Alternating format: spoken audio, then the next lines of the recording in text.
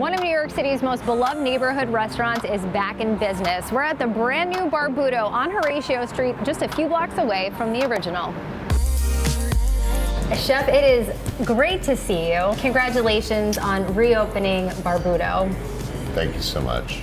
New York is very cheers. excited. Let's cheer. Let's get right in. Cheers to that. So many people are excited to have you guys back in the neighborhood, just a few blocks from where you originally were.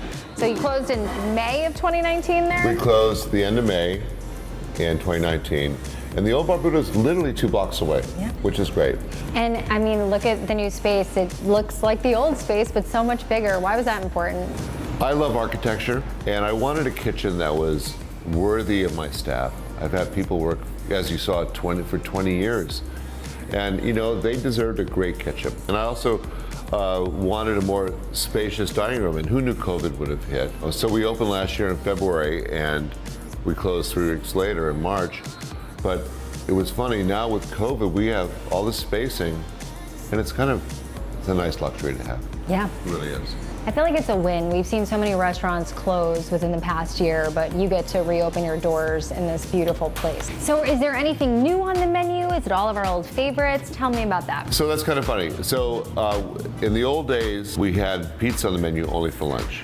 So with the expanded kitchen, we're putting pizza on at dinner time. Luis Ruiz, who started off as a dishwasher, he's the magician that does that great pizza. The other thing is that I sort of changed my diet a little bit during COVID.